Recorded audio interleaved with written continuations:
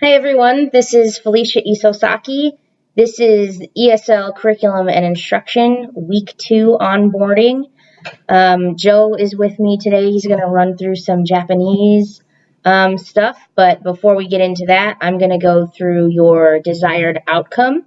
Today, at the end of this, you will be able to understand some of the major differences between English and Japanese language structures, as well as just give you an introduction to what the Japanese language speaking and writing systems look like.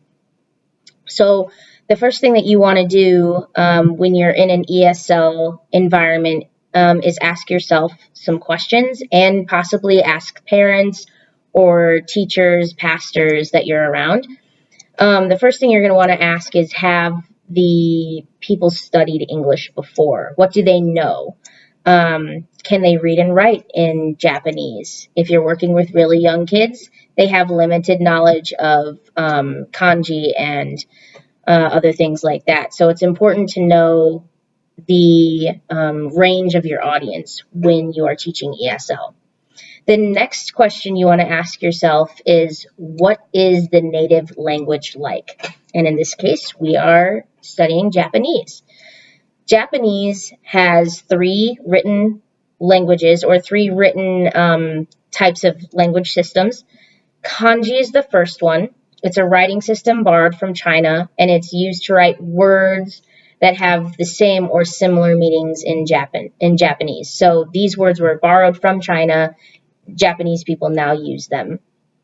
The next is Hiragana. It's also a writing system, and it's based on syllables in Japanese phonetics. These words and syllables are used for words that do not have kanji, and it also helps bring out emotion, tense, and meaning to your sentences. The last one is Katakana. Katakana is a writing system that's basically used for foreign words. You'll see it in like ice cream and things like that. The Japanese don't have a word for that, so they use katakana in order to write it out. The very final language is Romaji. This isn't an official language in Japan, but you will see it. It's a Latin script using the alphabet that we know and are familiar with. And it's found typically in train stations, bus stations, restaurants might have them. And it's to help non-native speakers pronounce certain words and get places without being totally lost. Okay, so below is a chart of the Hiragana writing system. It goes through in rows and columns of what the katakana looks like, or I'm sorry, the hiragana looks like. And Joe is going to go through that and kind of show you what they are and how it sounds as well. Yeah, so as Felicia said, the Japanese only have 4 vowel sounds, which is very different than English. So you'll see there's a pattern here, A, I, U, E, O. In Japanese, that's pronounced A, E, U, E, O. And then on top, you have all of your kind of consonant sounds. So going down the column, it's A, E, U, E, O. And now we're going to add a K sound to it. So ka, ki, ku, ke, ko. Sa, shi, su, se, so. Ta, chi, tsu, te, to. Na, ni, nu, ne, no. Ha, hi, fu, he, ho. Ma, mi, mu, me, mo. Ya, yu, yo. R's are very hard, even for me. It's kind of a combination of an R, a D, and an L sound. So look it up online, but I'll do the best I can. Ra, li, lu, le, lo. Wa, o. So the phonetics are very different than English. And we're going to go into this in future lessons about how we engage Japanese native language speakers, but it's just important to understand they only have those 5 vowel sounds and everything's built off of that. One thing that does kind of differentiate Japanese is they do have a pitch or a tonal system with how they speak. So, for instance, if I'm just to read this hiragana, it's hashi. But depending on the word, you can have multiple words that are spelled ha, she, and then you will have the emphasis kind of shift higher or lower. So if I were to do chopsticks, the ha has more emphasis and it's a higher tone, so it'll be ha shi. So you start high and bring it down. But then if you're working with bridge, you kind of rise up and your emphasis is on the shi. So it's ha shi. So you have ha shi or ha shi. So that is a different flair. You have the same a, I, U, A, O sounds, but then how you push emphasis on them can actually change the meaning of a word that's spelled the same way. I think you're going to speak on the first part of this, Felicia. Yes. So next we're going to talk quickly about sentence structure and the and just Japanese and English and how they look and how maybe they're similar and how they're different in some ways. So before we start this, I will say that remember when you're speaking that simpler is always better. In Japanese and in English, you can say a simple sentence the same way using only a subject and a verb. So for example, you'll see here we use the sentence I study.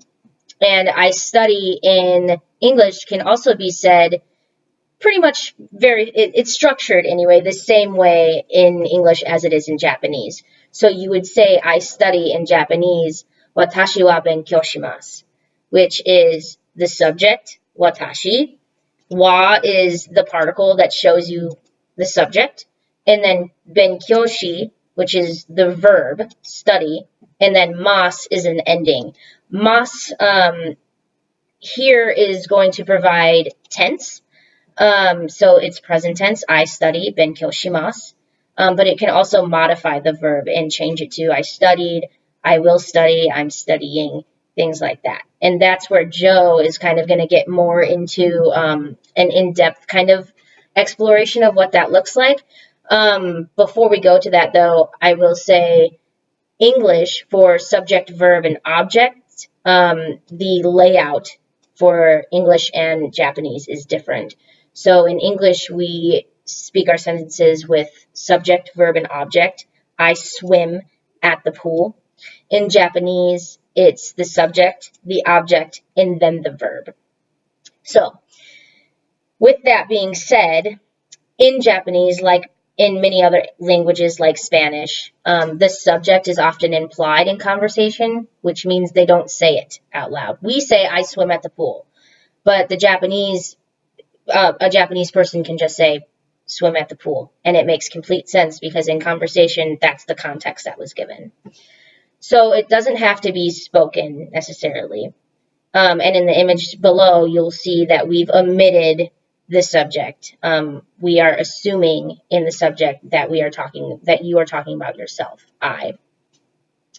So you'll notice I will introduce a variety of tenses as well at the end of the sentence, just to show you that the importance of speaking in complete and concise sentences is really what we're going for.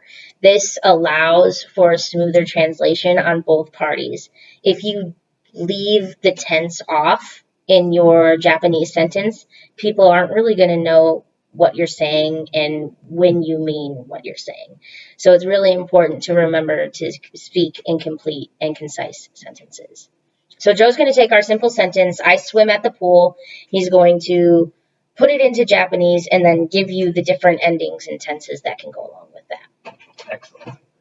So this is a very exciting sentence, in my opinion. Let me see if I could get it centered.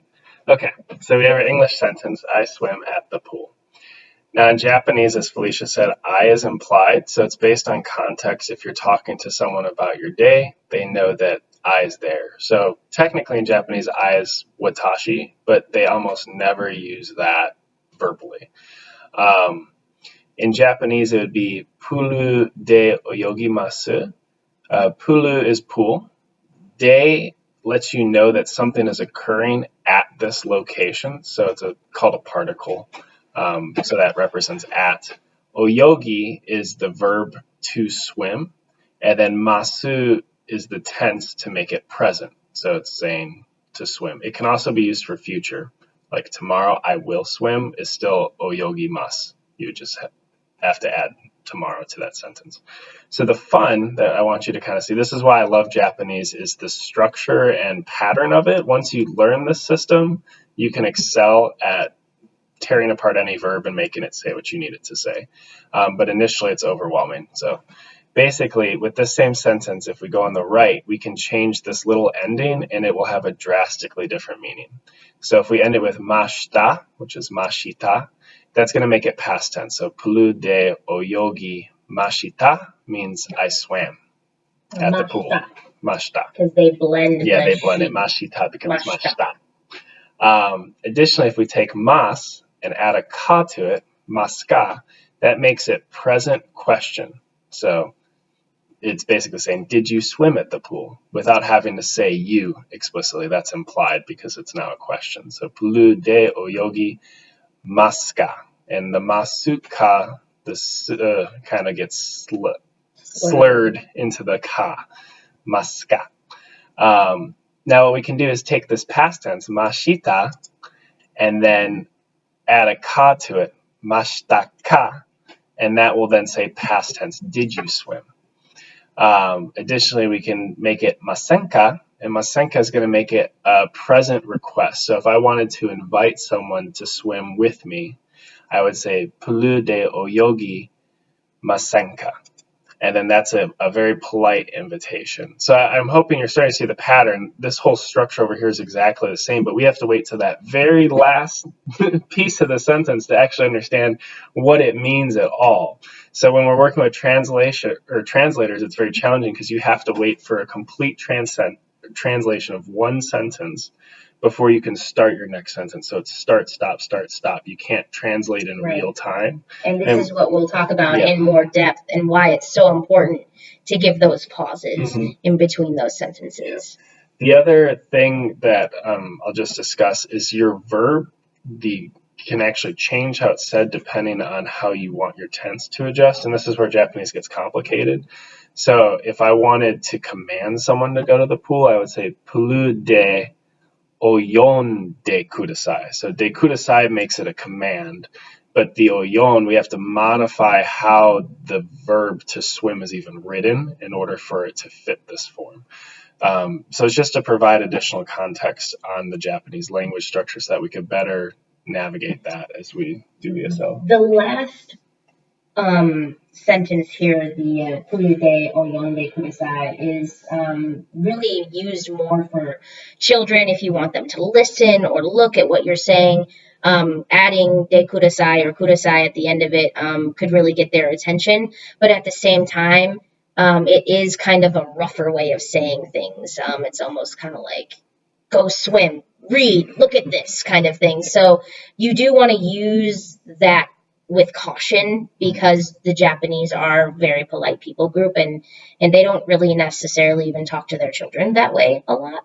So that phrase should be used in caution, I would say. Yeah, it's all contextual based. And the other thing with language, we didn't touch on this very much, is it's hierarchical. So you would speak differently to someone above you, then a peer, and then someone down you. So as Felicia said, if I wanted someone to listen, I'd say kite kudasai. But if I wanted to ask someone above me to listen, it would be kite kudasai masenka, and it like softens it. So there's all this layering based on status as well. So with that, if language is something you are passionate about and want to excel at ESL, which wasn't intentionally rhymed, I would encourage you guys to look at Duolingo. There's some instructions down here. We've used this. It's a great app because you can pull it out and work on it for 3 minutes or 20 minutes. It's all interactive. You're hearing Japanese native language speakers speak back to you. So it's going to work on the auditory part of it, of you just getting used to hearing something and interpreting it. It's going to help you with writing and overall language structure. And what's nice about Duolingo is it starts by teaching you the more casual form of Japanese, which is what you're going to hear a lot more of in Japan. I learned in college, so I learned all the polite form, and honestly, I don't know as much Japanese as I should because I know too high of a level. That's not practical. So with that, I hope you've enjoyed your first ESL onboarding, and we look forward to learning more together.